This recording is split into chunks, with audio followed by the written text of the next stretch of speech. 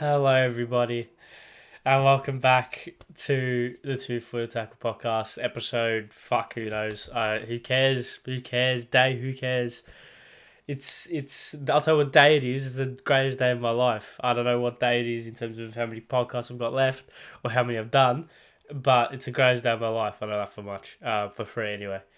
Yes, I'm your host, Ari Stamatakos. I hope everyone's well. Oh my goodness. Where do I start? Where do I start? Well, as you can tell by the title, as you can tell by the intro, this will be the most incoherent podcast you're ever going to listen to. There's going to be no structure to it. I'm just going to ramble for 40 minutes. I'm just going to absolutely ramble. Tune in though, it's going to be great. Promise. I promise it's going to be good. Yes, I hope everyone's well. I hope everyone's really well. I hope everyone's the best they've ever been in their life.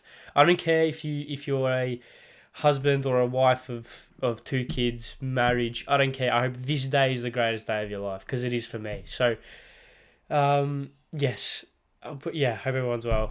Fucking hell, Jesus Christ. Yeah, what else do I need to say? Oh yeah, all the socials.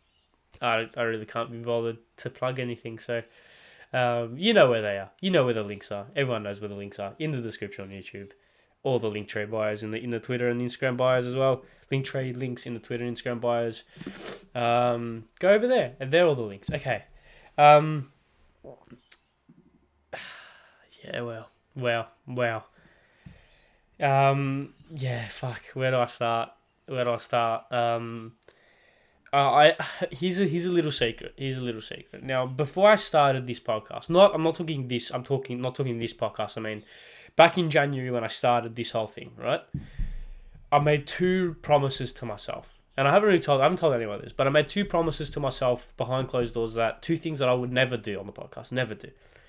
One was really lose my temper and start abusing people and start being just a dickhead, right? Like, and I know I would like to say I have had some constructive criticism to be thrown at some people.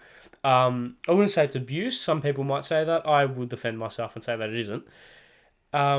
So you have that. So yeah, I wouldn't do that, and I wouldn't get to like that. What I mean by that is like AFTV levels and like these fan chan levels where they just start abusing people, right? I wouldn't get to that level, and I wouldn't cry on the podcast. They're the two things that under any circumstance I will not do. Now, back in January 2022, when Australia was sitting, I want to say around about third in the Asian qualification table, had probably just drawn 2-2 to Oman, or were going to draw 2-2 to Oman in the very near future. Did I think that Australia would make the World Cup in November, win 2 games, beat Denmark in the final game and qualify to the round 16? No, I didn't. I didn't think that would happen. So if that final rule is broken today, then there you go. There's no promises, especially when I start speaking about the game and what it means. There's no promises, but I guess we'll just have to wait and see. But yeah, where do we start? I think let's just start with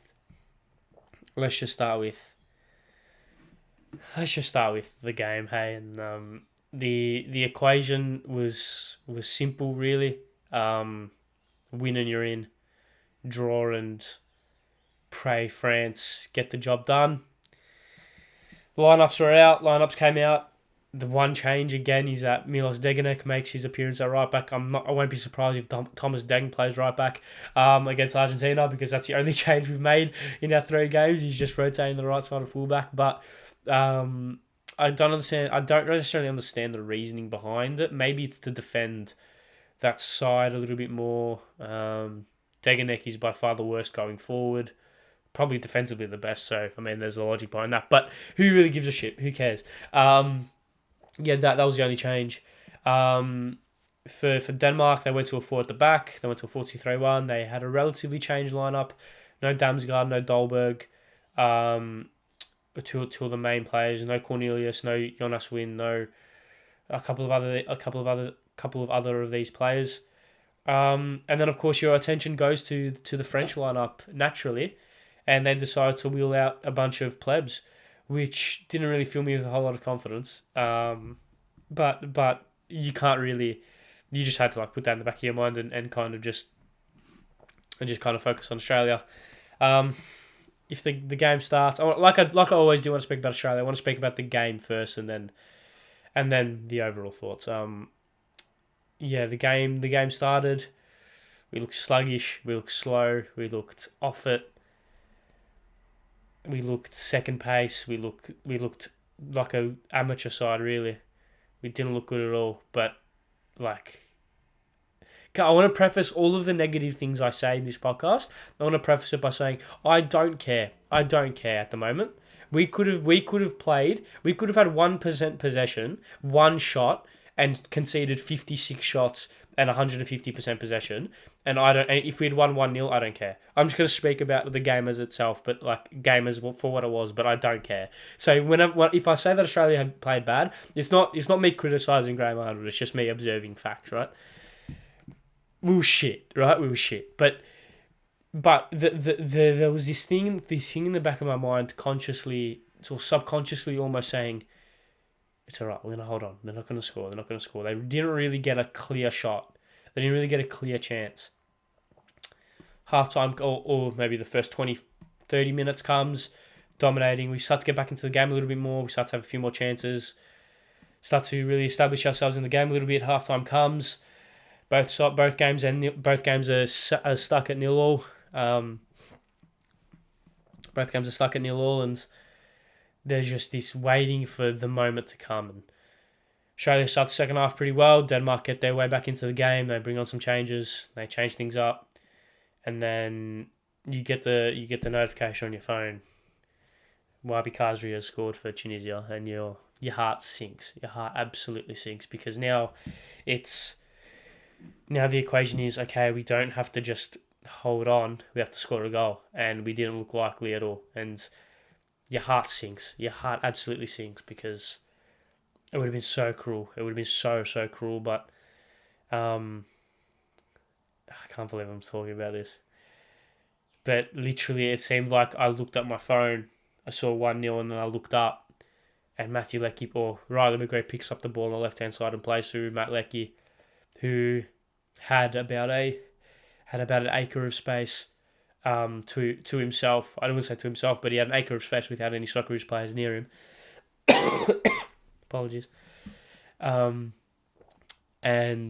I was just like, try and win a corner, try and draw a foul. I didn't think he was able to take it past a man and score.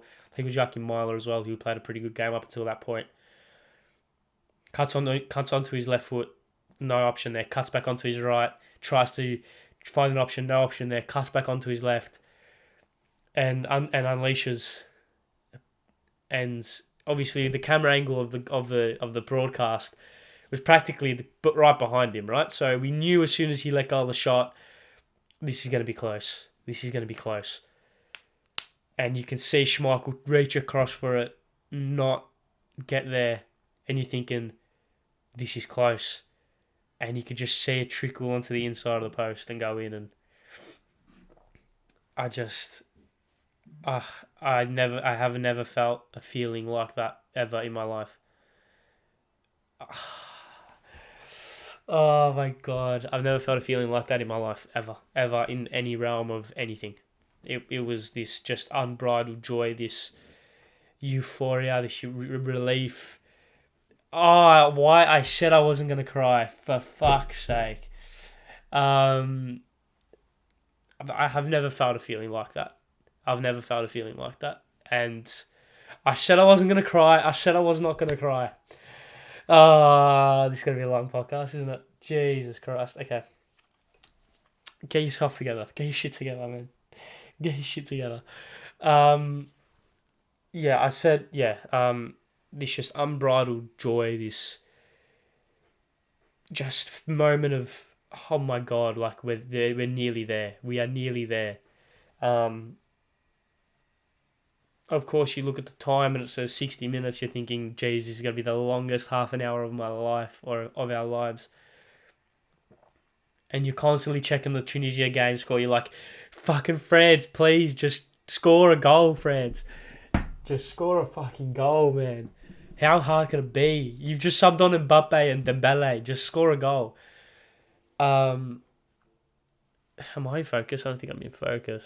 That's not good. Let me focus now. No, let me focus now.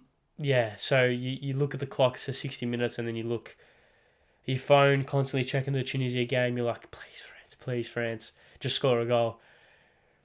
Time ticks away, and then referee points to the spot. Then it's offside, and you're thinking, you can't do that to me, man. You can't do that to me. Do I think it was a pen? I think it was a pen, to be honest, against Suta. To be honest, I don't think a lot of people noticed that, to be honest, because the pen, the call came, and then like straight away the linesman put his flag up. So I think it was a pen. I've literally only seen one replay of it, and from what I saw, there was hands in the face of Cornelius. So I think it was a pen, but who gives a shit? That's something. Just very briefly, can Harry Suter and Bailey Wright stop grabbing the fuck out of Cornelius and the Denmark striker? Every time they launch a long ball, all I'm seeing is Harry Suter doing this to the striker. I'm like, bro, you're gonna give away a pen. You're gonna get sent off. Just fucking let go of him. That just added to the drama. That just added to the gravitas and the spectacle that was this. Time ticks away. You're just waiting. You're waiting for the moment. That's what you're waiting for, the moment. Because this game, whether it was going to be for us or for Denmark, was going to have one more moment, and that's all you're waiting for. You're not waiting for a breakdown. Like, you're not waiting for Denmark to pass around Australia, because that really wasn't going to happen, because of Australia had 25 million people in the box, right? So it was very hard to break through them. Or break through us. So you were just waiting for the moment. And I can't remember who it was. It might have been Cornelius. At the back post, rising for a header. And it just goes onto the roof of the net, and you're thinking, we're nearly there. They launch a ball upfield, get a throw in, whistle goes, and just this release of, it wasn't even happiness, it was just relief and just utter, actually it was happiness, it was just utter joy. I remember I was there standing up, I just collapsed, fell on my back, started crying, and it's one of the best feelings, if not the best feeling ever.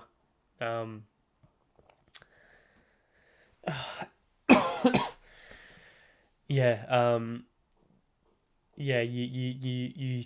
emotionally invest yourself through 90 minutes, through 180, through 270, through a whole qualification campaign, through a team that has been ridiculed by myself, the team that has been ridiculed by so many people.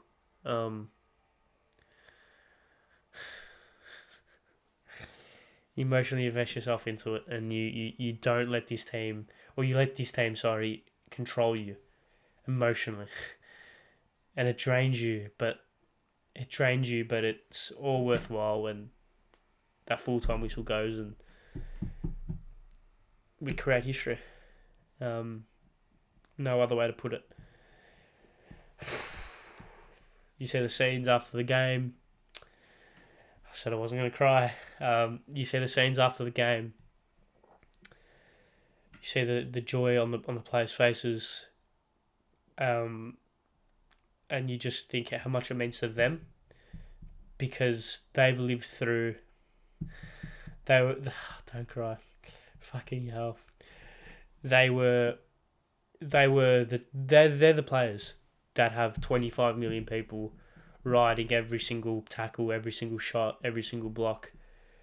And then when it's, like I said in the fallout of the Tunisia game, we're like parents, because we're never truly angry. We're just disappointed when things go wrong and when shit hits the fan, because we know how capable this group is.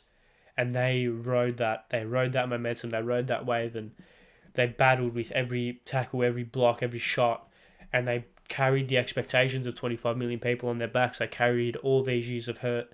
They carried the opinions of so many people into Qatar, and to see the joy on their faces, to see the relief on their faces when they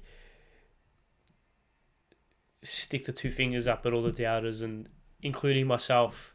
I didn't think we could do this. Genuinely, in my heart of hearts. Maybe pre-tournament I had that belief, but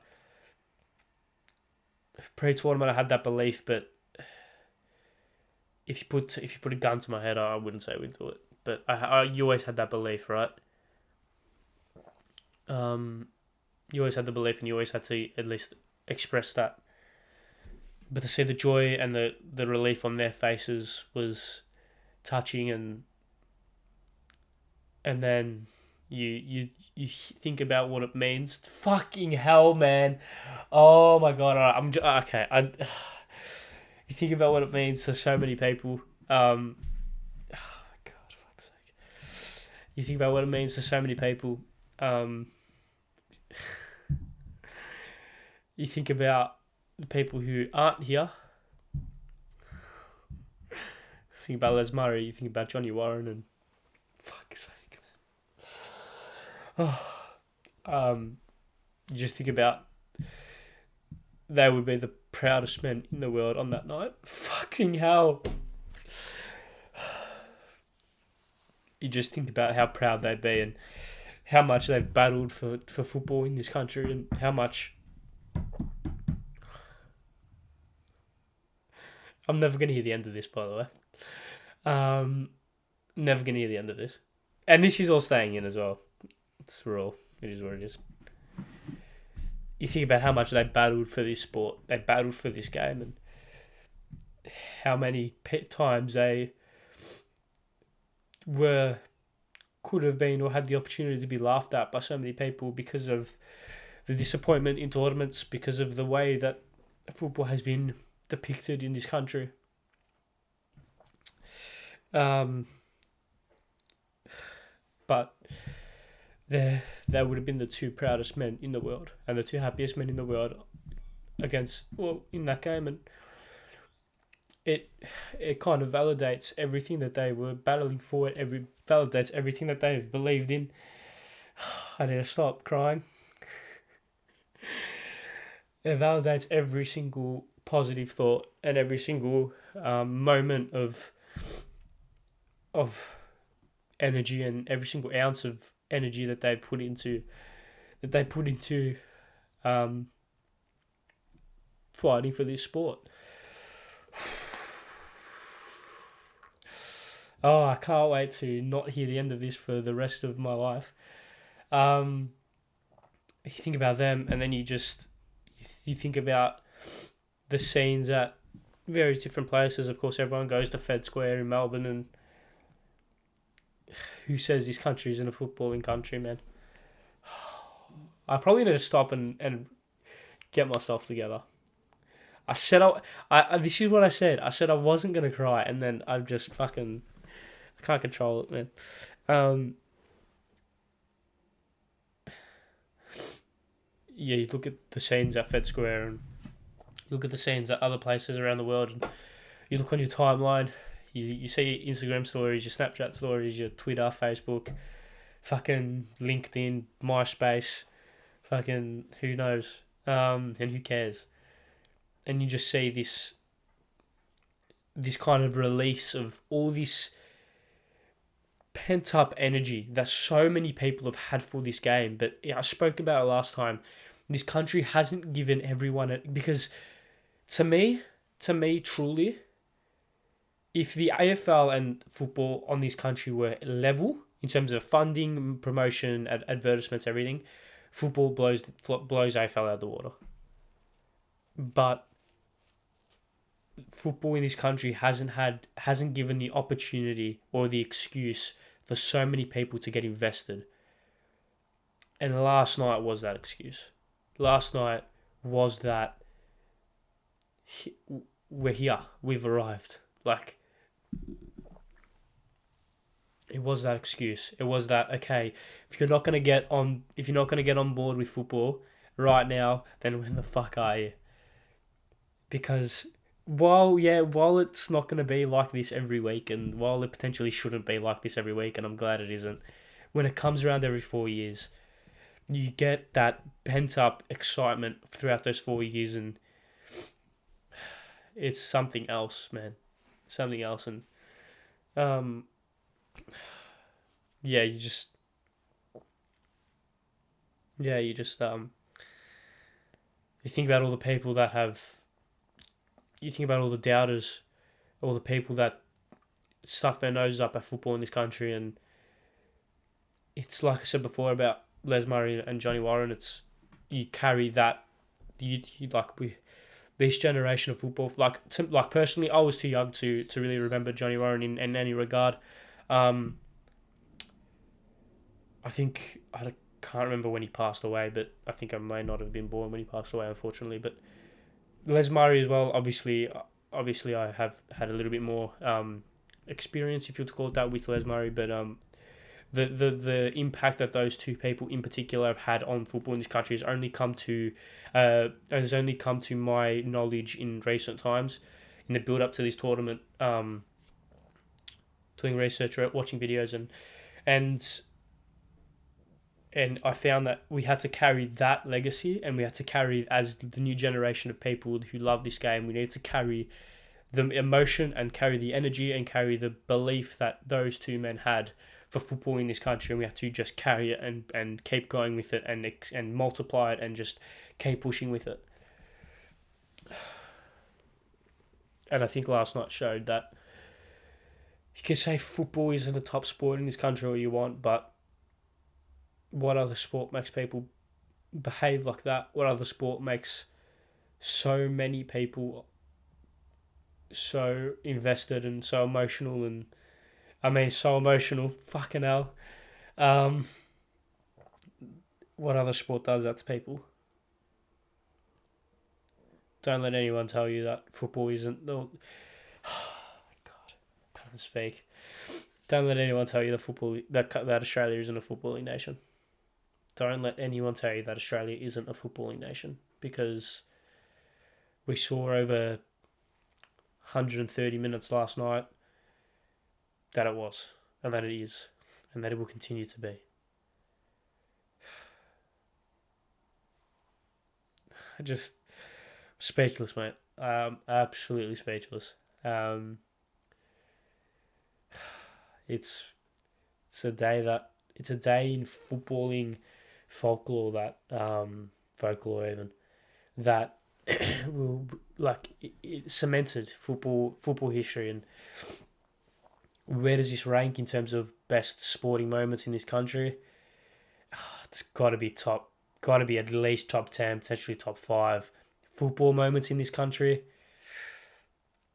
I mean, I think Johnny's goal in 05 is the best. That will never be topped unless we fucking win the thing. Cahill's goals in Kaiserslautern, Redmayne's save in Doha, Cahill's goal against Netherlands. I can't remember what city it was. Kuhl's goal against Croatia. Troisi's goal in Sydney, 2015 Asian Cup. A lot of moments, but none potentially in my lifetime that can compare. Obviously, 05 I was 1.5, so I was 1.5 in 05, right? So I've got no idea about the magnitude of that. Same with 06, I don't remember that in the slightest. In my viewing memory, this is the best Socceroos moment, and just that last 30 minutes and that maybe 5 minutes, it's like the biggest contrast of emotion, because the last 30 minutes, especially for me, the last 30 minutes of the game, I was on the edge. I was kind of so attentive to everything. And then when the full-time whistle goes, it's like the biggest adrenaline dump. I collapse. Like, I just collapse. My arms, my hands went numb. Like, I don't know if that's something I should be concerned about, but my arms and my hands went just completely numb. I couldn't feel them. Like, if they got really fuzzy, I got dizzy, I got lightheaded. something that I probably shouldn't be like gloating or being so flippant about. Something that probably is a little bit concerning if you go back and think about it. But it's all worth it. It's all worth it. Yeah, just I don't know where to go from here. I don't know what to speak about from here. It's only been 25 minutes somehow. Go through the performances of the boys. I mean, I think there's one man that springs to mind. That's Harry Suter. Um, wow, that boy, He's like he's a man. That man. Um, Colossus, absolute Colossus, and something that we've lacked for a long time, as in with football in this country, is that leader. That leader, both by example but motivationally as well. When you look at Suter's acts of defensive effort after defensive effort, you can't help but fucking scream at your TV. You can't help but just get this adrenaline rush, like when that tackle flies in towards the back end of the game where he blocks that shot. How many headers did he win? How many tackles? How many times did he get in front of the striker? He was, but for all I'm concerned, it's Sir Harry Suter from now on. For all I'm concerned, just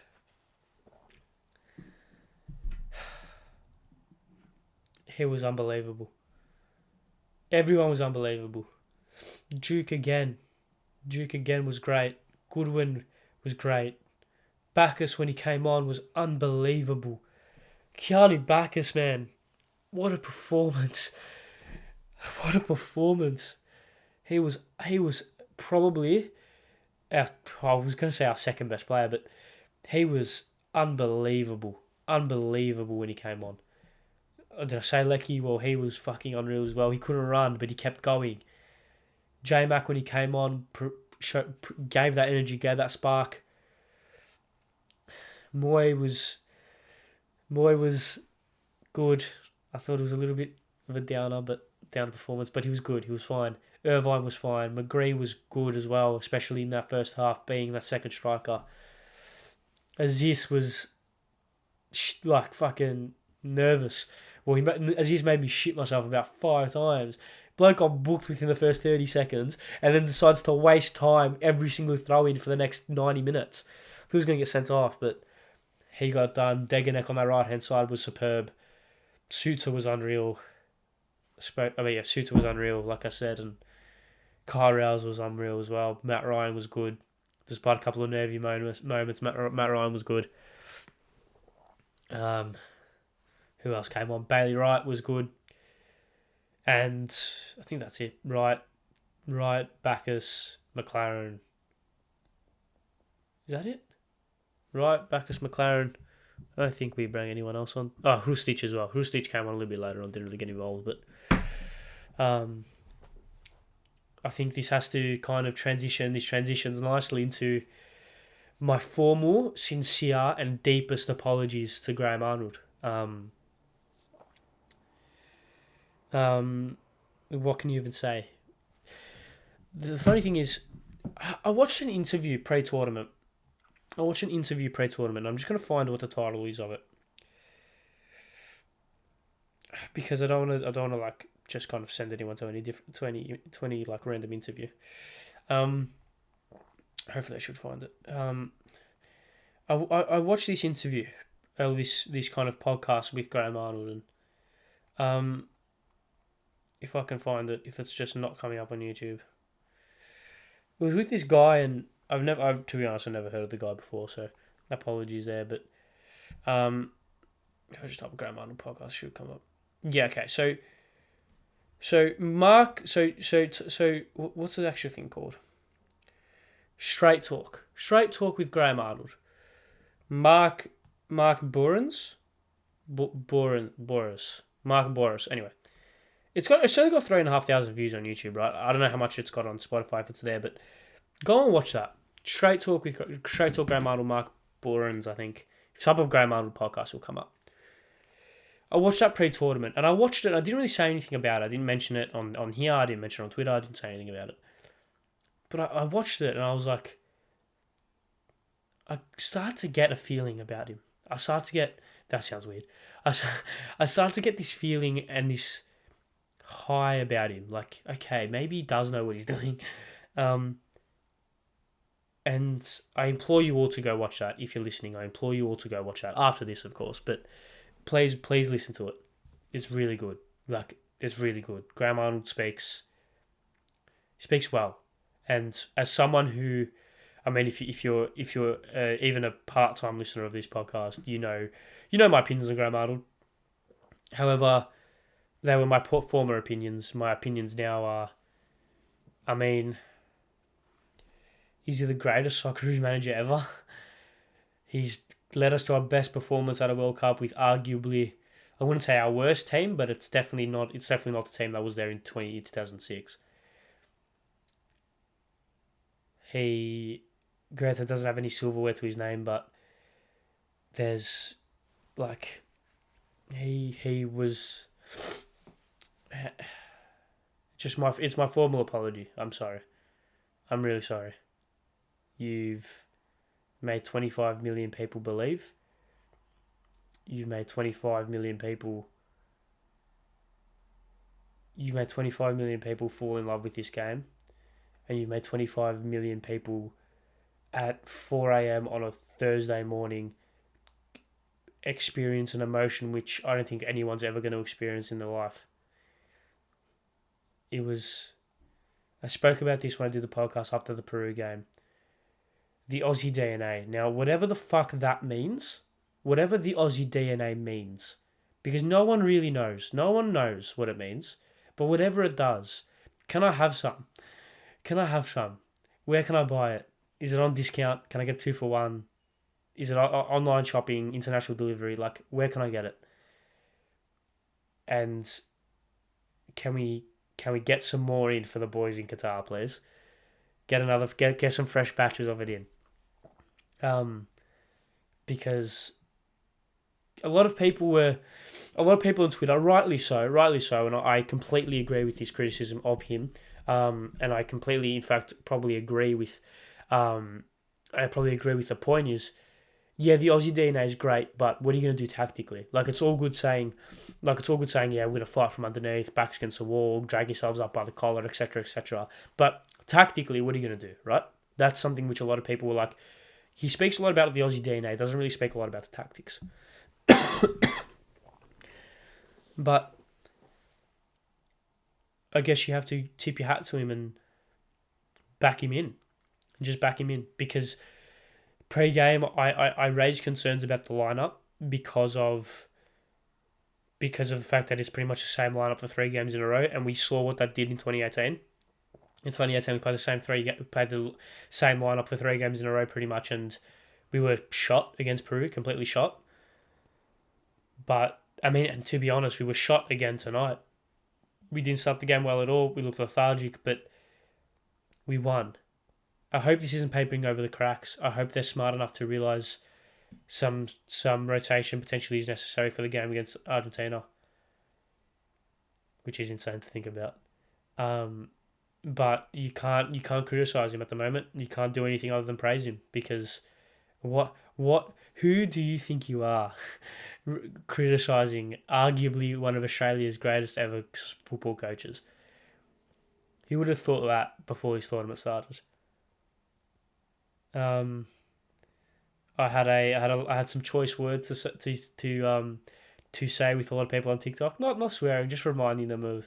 So basically, if you're not following me on TikTok, firstly, follow it. Follow 2 Foot Attack Podcast on TikTok. It's good content. Secondly, go onto the account and look at the first pinned post, and just click on the comments and scroll down. Scroll like quite far down to the comments. Maybe do one big scroll of the comments and read down from there. No one thought we could do it. But I don't even know.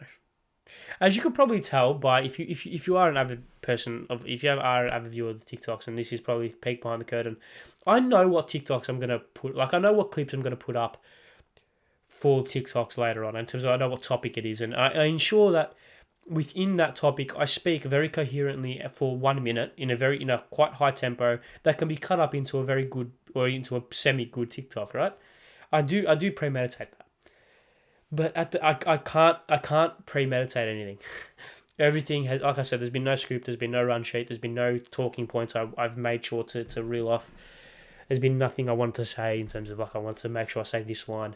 So I don't know what I'm gonna do. I don't know what I'm gonna do in terms of a TikTok for this episode, but maybe I'll find that. Maybe it'll just be me crying for for 30 seconds. Sorry. Anyway, yeah, this is a momentous day.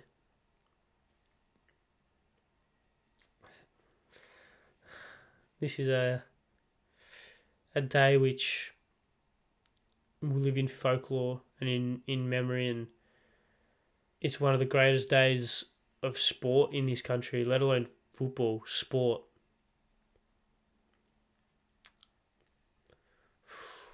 It's something else. It's something else. It truly is something else. Can't really describe it, can't really put it into words, but it's happened, and I try not to think about what this means, like I said before, but he told you so. He told you so. What? Like, he was one of the biggest advocates of this sport in this country, and he'd be the proudest man, like I said. Him and Les would be the proudest men on planet Earth at the moment, if they were both still with us. And I just, your mind goes to those people because they experience the hurt, they experience the heartbreak more than anyone my generation could ever experience. You had the Argentina loss in 93. You had Iran in 97. You had Montevideo in 01. Even before that, you had the Scotland defeat. And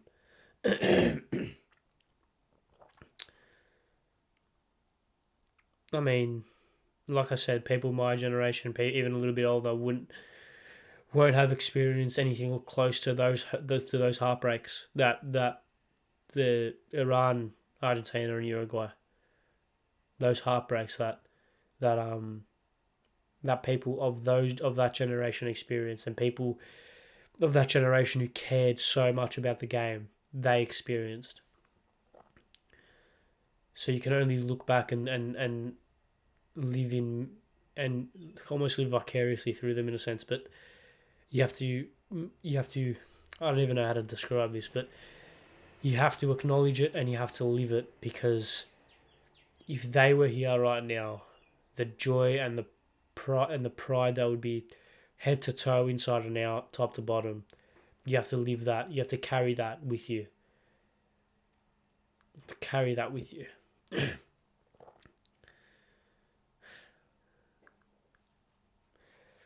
Yeah, I am in a little bit of shock at the moment. It still really hasn't fully set in. I don't know how coherent this podcast has been, barring maybe me crying halfway through it. I'll try. Hopefully, I don't cry again. As you can tell, I'm a bit sick as well, which is just great. Yeah. What more do I need to touch on anything else? Anything else? The SBS coverage, the leader once again. Can I quickly shout out Ellie Mengum? Don't know how to pronounce your name. I'm sorry, mate. I'm really sorry. If you're watching, fucking subscribe, Ellie, please. But if not, go. So he's the best. I'm sorry, he's the best. He's the best we've got. In the country, in terms of just like, I hope it's somewhere. Did they post it on Twitter? Surely they posted it on Twitter. But remember that monologue they did at the monologue they did like fucking ages ago. I think it was before the start of the England-Iran game. Hopefully, did they post it on Twitter again? Surely they would have posted the other one on Twitter. Oh, they didn't post the other one on Twitter. That's fucked. But he did another one. Maybe it's somewhere on Twitter floating around. But he did another monologue and I did another like piece to camera, before this game, and it's another reason to, like I said, I think I quite tweeted it, or not quite tweeted it, but I tweeted it after it happened. It's another reason to get the hairs to stand up on the back of your neck. It's another reason to believe. It's another reason to get goosebumps. It's another reason to get invested emotionally into this game and into this 90 minutes. And I just am in utter shock still, utter disbelief still. Before this tournament, I hadn't seen us win a game at the World Cup. Or, I mean, I don't know how much investment I want to take personally into 2010, because if I'm being deadly honest, the only thing I can remember from that 2010 World Cup was the game against Germany. If I'm being deadly honest. The only thing I can remember from that tournament was the game against Germany. So really, I hadn't seen this country fucking win a game. I'd only seen us score 2 open play goals. 14 both from Timmy, 18 no open play goals. The fact that we've scored 3 open play goals in 3 games, we've won 2 games, we've got 6 points, and we finished second. Fucking hell. Fucking hell.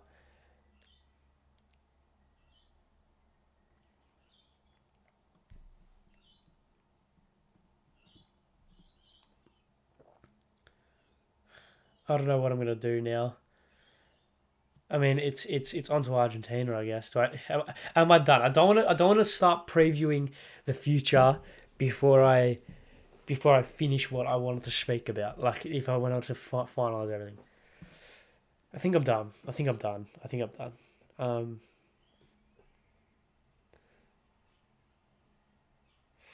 think I'm done. Yeah. So just to conclude, I love this country. I love this group of players. I love them so much. Like, they've given me this feeling in my heart, this feeling in my head, like, that I've never felt in any sporting realm ever. I just fucking... This group of players, man. Oh my god. They represent us, and that's what makes me so proud. They represent us. They represent this community. They represent this country. And they made us proud on the world stage. We're going to be the talk of the town in every country around the world.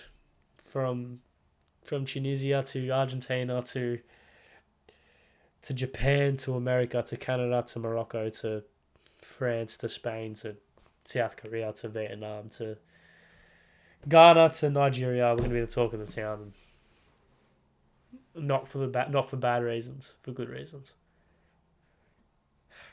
A lot of people fancied Denmark this tournament. So did I. I fancied them a lot. And the fact that we've come equal on points with the world champions, forget about it, mate. Forget about it. Can I just say, always rated France. I've always rated France. Such a good football team. Like, the fact that we've equaled them on points is unbelievable. Like, that 4-1 loss really could have been 6 or 7. Like, they were just, we were so good against them, but France were just unbelievable as well. France are so good. France are going to win the whole tournament. They're going to win 6-0 every game. I love France. Always backed France. Yeah, the France are so good. The fact that we've equaled on points with France is just unbelievable. Always backed them. Always thought they're good. How's the backtracking? How's the backpedaling there? No, but to be honest, if Denmark had scored in the 90th minute and France had scored a goal that would have been ruled out for offside after the final whistle had gone, I would have died. I would not have been here. I could not muster the strength to have been here. I could not do it. Oh my god. I'm done. Am I done? I'm done. Anyway, on to Argentina, I guess. How fucked is that?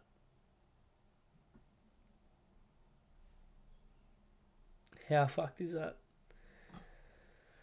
Going on to Argentina. 6 a.m. Sunday morning. What more? What more can you say? What more can you? What more can you say that hasn't already been said? Get down to Fed Square if you're in Melbourne. I might be there. I don't know. Although I haven't been there for the games against Denmark and Tunisia, so maybe I shouldn't. Maybe I shouldn't. Maybe it's good luck charm I'm not there. Get down there. Get down to fucking anywhere. Also, Albanese, mate. Give us a public holiday. Not that it affects me in the slightest, but come on. You probably can't do it today. It's midday on Thursday, but tomorrow, Friday, public holiday, please. Come on, surely. Nationwide public holiday. Or work from home day or something. Announce a lockdown. Oh, don't do that. Yeah. Just, we'll get... Why can't we beat Argentina? Why can't we? Why can't we, man? Why fucking can't we? Okay. I think I'm done. I mean, do I speak about the other games? Fuck speaking about the other games. Who gives a shit? Tunisia and France. Tunisia beat France. Of course they did, because France put out fucking 11 plebs on the pitch. Mexico beat Saudi Arabia, and they got knocked out on goal difference, which is fucked. I think Mexico had a goal ruled out, which just made things even worse.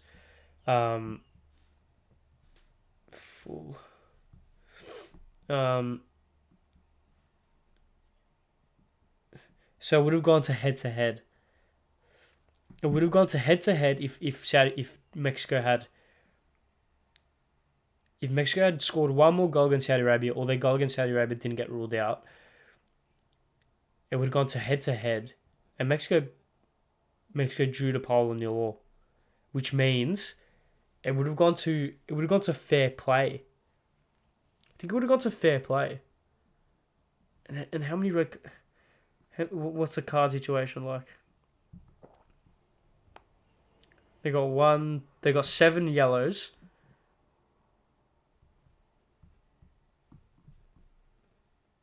Seven yellows to 5. Okay, so they would have been out anyway. But no, there you go. That's dramatic. Let's go to the other games: Canada, Morocco, Croatia, Belgium. Once again, just no predictions. Morocco 2-0, Croatia, Belgium, Croatia 1-0, Japan, Spain. Fuck it, Japan 1-0. Costa Rica, Germany 3-0. Fuck it. Who cares?